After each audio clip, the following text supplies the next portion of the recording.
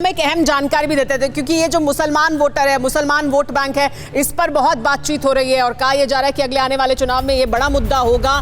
बड़ी बात आपको बता देते हैं, बीजेपी टीएमसी की मुसीबत बन सकते हैं ओवैसी भी, क्योंकि ओवैसी भी अब पश्चिम बंगाल के चुनाव में उतरेंगे। पश्चिम बंगाल में चुनावी बुगल फूंकेगी AIMIM, ये जानकारी भी मिल रही है।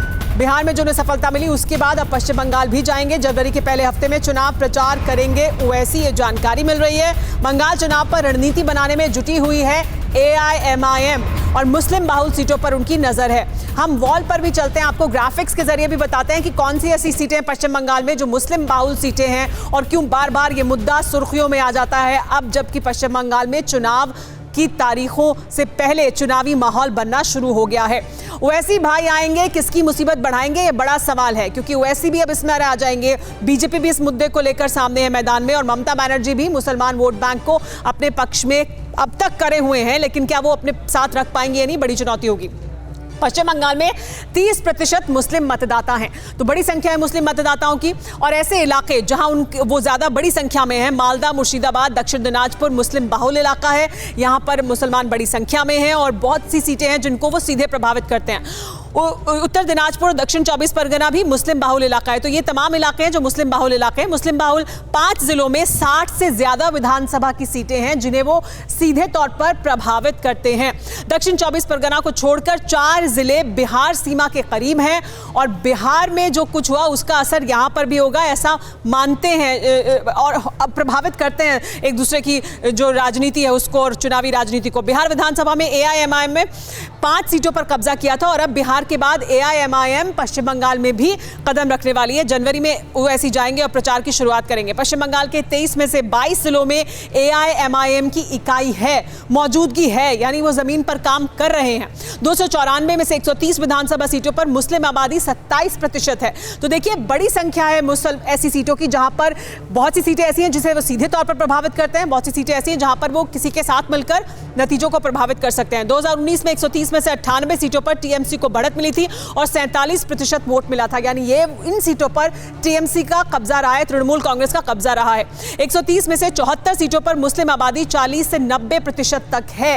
ये देखिए इस तरह की मौजूदगी है तो प्रभावित करते हैं बहुत ज्यादा चुनावी नतीजों को। 74 सीटों में से 60 सीटों पर TMC ने 48% वोट भी हासिल किया था, तो इन पर अभी तक ममता बनर्जी का कब्जा रहा है, लेकिन क्या ये कब्जा रहेगा या नहीं। TMC की इन्हीं सीटों पर असदुद्दीन ओवैसी की अब नजर है। हमारे साथ वारिस पठान भी मौजूद हैं और वारिस पठान साहब, आपने सुन लिया संगीत रागी को, वो तो कह रहे हैं कि यहाँ पर रोहिंग्या हैं, बांग्लादेशी हैं, उन्हें वोटर लिस्ट से ही हटा देना चाहिए।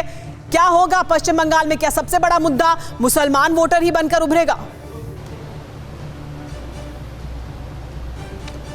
सुमेरा जी, हम लोग डेमोक्रेसी में यकीन रखते हैं, डेमोक्रेटिक कंट्री में रहते हैं। चुनाव लड़ने का अधिकार जिस तरह भाजपा को है, TMC को है, उसी तरह MIM को भी है।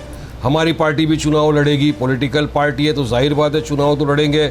अब हमारी पार्टी के प्रेसिडेंट जनाब बैरिस्टर असदुद्दीन ओवैसी साहब ने 2 दिन पहले ही हमारी जो बंगाल की टीम थी उनको बुलाया था हैदराबाद में, उनके साथ बात की है, रिपोर्ट मांगी है और अभी जो भी चुनाव की रणनीति होगी वो पार्टी प्रेसिडेंट की तरफ से आप तमाम के सामने आ जाएगी। और यकीन सी बात है कि हम लोग जब चुनाव का मुद्दा, हमारा तो सिंपल है, our work is our identity, हम लोग विकास की बात करते हैं। अब आप खुद देख रहे हैं कि बंगाल में क्या हो रहा है कि कहीं पर नड्डा जी की गाड़ी के ऊपर कुछ अटैक हो रहा है, तो अभी आपके टीवी पर दिखाया कि पुलिस ऑफिसर अपने यूनिफॉर्म के अंदर चीफ मिनिस्टर साहब के कदम चूम रहा है, तो अब ये सब लोग देख रहे हैं। अब अटैक हुआ, जो भी इंक्वायरी करना है वो इंक्वायरी करिए, उसमें तो कोई दो राय नहीं है।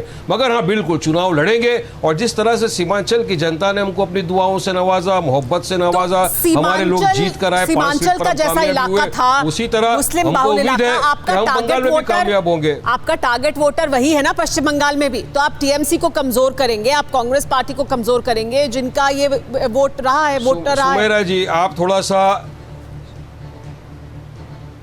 थोड़ा सी आप स्टडी भी कर लेते तो बेहतर होता। अभी हाल ही में GHMC के चुनाव हो गए हैदराबाद के अंदर, हमारी पार्टी ने 51 जगह पे चुनाव लड़ा, 51 कैंडिडेट थे, जिसमें हमने हमारे 5 हिंदू भाई बहनों को टिकट दी, जिसमें से 3 जीत कर आए। तो ये कहना कि हमारी पार्टी सिर्फ मुस्लिम लोगों को कर रही है तो गलत बात है। आप स्टडी कर लीजिए इसमें। तो हम लोग बात करते हैं विकास की, ये लोग बात करते हैं डिविजिव पॉलिटिक्स की। तो विकास चाहिए लोगों को। बीजेपी ने कितने को टिकट दिया बताइए मुझे।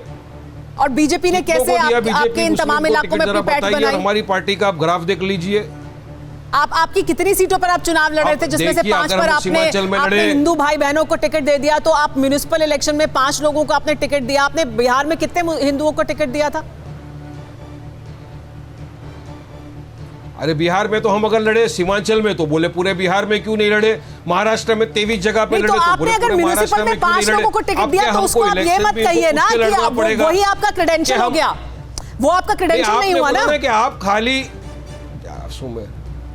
सुमेरा जी, आप जी। क्रेडेंशियल आप देख लीजिए हमारा, और क्रेडेंशियल आप देख लीजिए दूसरी पार्टियों का भी। क्या ठीक है। आपने कहा कि हम खाली मुसलमानों की बात नहीं, करते हैं? मैंने जैसा आपसे त्यागी सवाल जी ने पूछा बताया, सर। तो मैंने आपको जवाब दिया। आपको ऐसा हमारी लगा कि पार्टी मैं ने ये कह रही हूं, 51 में मैंने से आपसे टिकट पूछा दिया कि और आपका कामयाब टारगेट भी वोटर हुए। क्या है। आप बताइए आपका टारगेट वोटर कौन है। मैंने तो आपसे सिर्फ ये सवाल पूछा कि आपका टारगेट वोटर कौन है। आपको देखिए, ऐसा आज लगा का कि मैं जो- ये कह रही हूं कि सिर्फ मुसलमान? आज आप बताइए सुमेरा आपका जी, आज टारगेट का वोटर जो सब है। वोटर है, आज का वोटर बड़ा समझदार वोटर है। ठीक। आज का वोटर बहुत समझदार हो चुका है, इंटेलिजेंट वोटर है। वो देखेगा कि कौन सी पार्टी विकास का काम कर रही है। इतने वर्षों से लोगों ने सबको वोट ठीक दे है। दिया। सौगत आज भी राय भी हमारे हमारे पास साथ मौजूद है। इंपेरिकल डाटा है जो बताता है कि माइनॉरिटी जो वर्ग है वेस्ट बंगाल में वो पिछड़ा हुआ है, उसको विकास चाहिए। डेटा है, डेटा आप देख लीजिए, उसके बाद संगीत आएगी, उसके मतलब ऊपर कमेंट करें माइनॉरिटीज ही अपना। टारगेट है ना सर। देखिए, आखिरकार तो माइनॉरिटीज की बात कर रहे हैं ना आपकी। वो पिछड़ा हुआ है, वो अपना बदलाव चाहता है, जीवन में विकास चाहता है, तो उनके लिए बेहतर आप रास्ता देकर आए पूरा वहां पर। देश चाहता ठीक है, है सौगत राय। विकास।